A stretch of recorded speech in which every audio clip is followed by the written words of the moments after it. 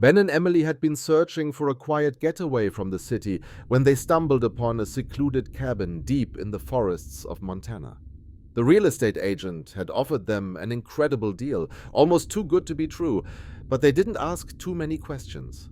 The isolation, the fresh mountain air, and the breathtaking scenery were all they cared about. On their first night in the cabin, everything seemed peaceful. The wind rustled through the towering pine trees, and the distant hoots of an owl echoed in the night. But just as Emily was about to fall asleep, she noticed something strange, a faint flicker of movement outside the bedroom window. She sat up, staring out into the darkness, but there was nothing. The trees swayed gently, but the forest beyond remained still. "Ben, wake up," she whispered, nudging her husband. What?" he mumbled sleepily. "I thought I saw something outside." Ben groaned and sat up, rubbing his eyes. He glanced at the window, then at the alarm clock. 2:37 a.m. "Probably just a deer," he muttered. Emily wasn't so sure. She lay back down, but couldn't shake the feeling that something or someone was watching them.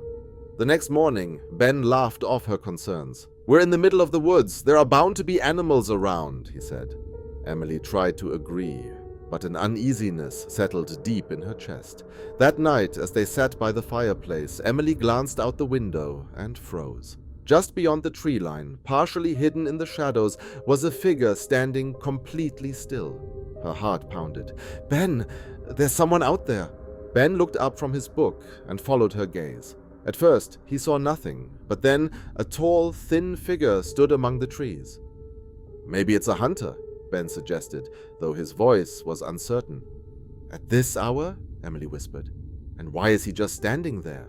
They locked the doors and closed all the curtains. But neither of them could sleep. Every so often, they would hear faint footsteps on the porch, slow and deliberate. When Ben finally gathered the courage to check, there was nothing. The next morning, they found footprints in the dirt just outside the cabin. Bare footprints, too large for any normal human. Ben called the local sheriff, who listened patiently but didn't seem too concerned.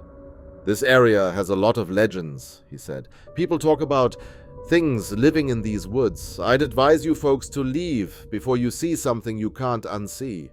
Emily was ready to go, but Ben insisted they stay. "It's probably just some prankster trying to scare us," he reasoned. That night, the knocking started. At first, it was soft. A tap, tap, tap on the window, then on the walls, then on the cabin door. Ben grabbed his rifle and shouted, "Who's out there?" Silence. Then a deep, guttural chuckle echoed from the woods. Emily's breath hitched. "Ben, please, let's leave." But before he could respond, the power went out. The cabin was plunged into total darkness. The knocking returned, louder, more insistent. Then a voice whispered through the keyhole, "Let me in!" Emily screamed. Ben aimed the rifle at the door, his hands shaking. Then they heard scratching. Long, slow scratches along the wooden walls, circling the cabin. Ben fired a shot into the air. Silence. Then thud, thud, thud. Something massive ran past the cabin, shaking the ground. Terrified, they grabbed their bags and bolted to the car. As Ben fumbled for the keys, Emily looked back at the cabin one last time. The figure was standing in the doorway. It was tall, impossibly thin, with arms too long for its body. Its head was tilted as if studying them. And then it smiled. Emily screamed, and Ben finally got the car started. They sped down the dirt road, not daring to look back. They never returned to that cabin. Months later, when curiosity got the better of them, Ben searched online for information about the area. He found an old forum post from a hiker who had camped in those woods years ago. The message was simple. If you see it watching, don't run. If you hear it knock, don't answer. And for God's sake, never, ever smile back. Jake was a college student in Texas. He rented a small apartment on the 3rd floor near a remote forest. His life was ordinary until one winter night when he noticed something strange. A man was standing outside his window. At first, Jake thought it was just his imagination, but every night at exactly 3 a.m., the figure appeared again. The man was tall and thin, dressed in black, with a pale face and hollow eyes. The terrifying part was that Jake's apartment was on the 3rd floor, with no balcony or ledge outside the window. One night, Jake decided to take a picture of the eerie figure. When he checked the photo, his blood ran cold. The man had no legs, as if he were floating in the air. He called the police, but when they arrived, no one was there. All they found was a handprint on the glass, ice cold and longer than a normal human hand. Jake tried to ignore it, but each night the figure got closer. One morning, he woke up to find the handprint inside the window, even though the glass had been locked.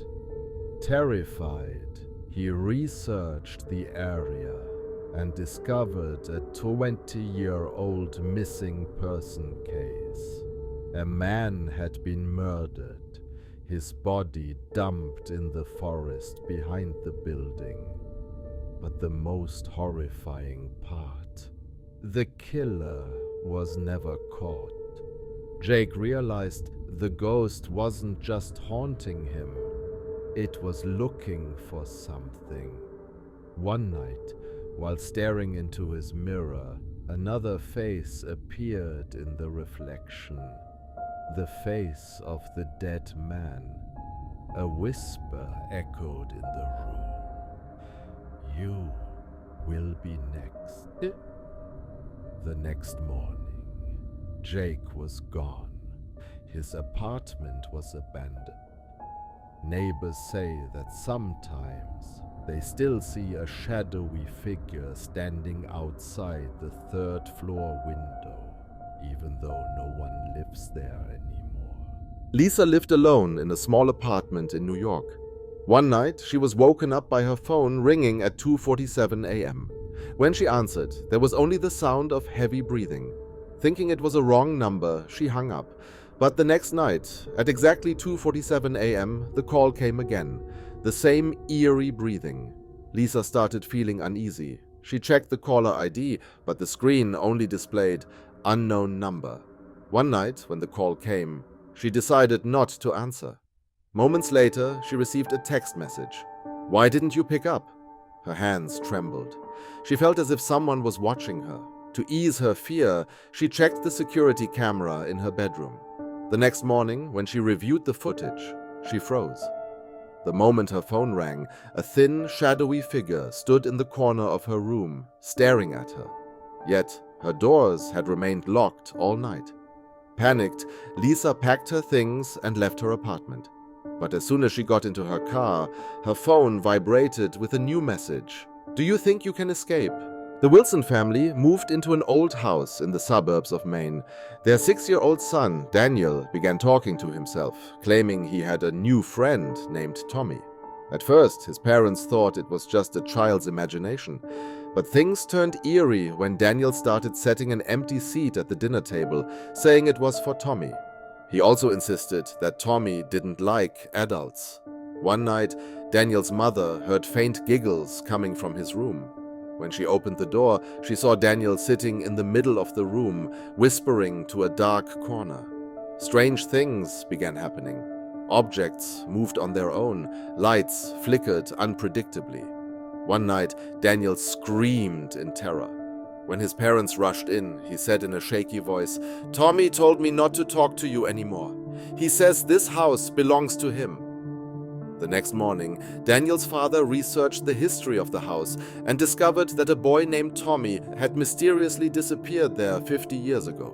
When they asked Daniel about Tommy, he simply smiled and said, "He doesn't want to play with me anymore, because now he has new parents."